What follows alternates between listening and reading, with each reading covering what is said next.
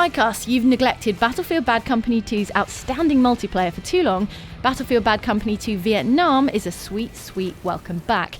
This is a Vietnam War-era digital expansion that comprises 5 new maps, one to be unlocked further down the line, new weapons and new vehicles, all of which is bolstered by evocative licensed music.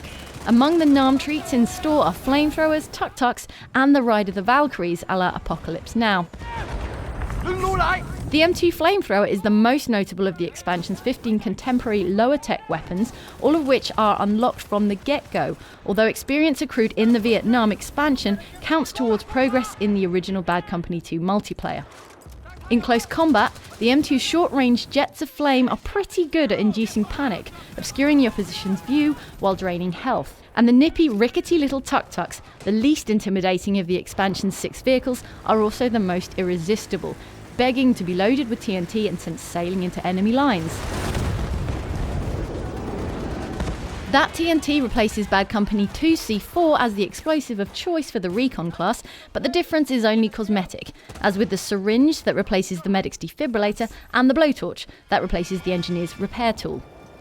The cosmetic nods to authenticity mount up nicely though.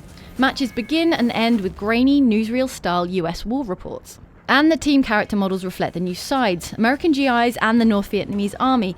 But beneath the Vietnam veneer, along with suitably lower tech new weapons and new vehicle handling, the essential squad-based play is unchanged and all the familiar multiplayer modes are available. There's a nice mix of environments in the maps, though jungle, long grass, bamboo stalks, rice fields and shallow water do feature heavily, with an ambience of bullfrog croaks and cricket chirps. The muddied water, tropical skies and burning distant jungle look good and should be a welcome change for those who've long since memorised the older Bad Company 2 maps. The lay of the land mostly pushes players into fighting up close, but a few map features, bridges overlooking large areas for instance, provide choice spots for long-range sniping. Phu Bai Valley is nearly all flat, spread across flooded rice fields. The long, hilly Vantage Point map stretches from a shallow river to a liberated North Vietnamese Army POW camp. The napalm-blasted Hill 137 map has the expansion's most striking vista, a blackened, smouldering hillside crisscrossed with foxholes, pretty much your only cover. Here in the tightly closed-in areas, flamethrowers and cook grenades are especially effective. The Khao Son Temple map, though, is nearly as memorable, with jungle sloping up to a scenic old temple and its walled grounds. The temple area is backed by mountains and edged with a river, on which US patrol boats with mounted guns await, ideal for controlling action on the shoreline.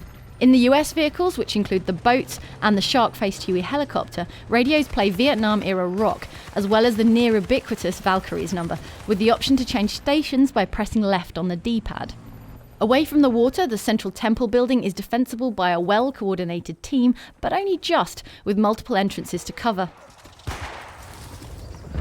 Operation Hastings, the to-be-unlocked bonus map, is an updated version of the Battlefield Vietnam map. Here, a small temple-like structure houses one of the target MCOM stations, as does a small village of wooden shacks downriver, with boats on hand for transport between sites. A long bridge commands a view of much of the open space and water, making it an inviting position for snipers. Operation Hastings will become available once players collectively perform 69 million team actions. That's heals, repairs and the like.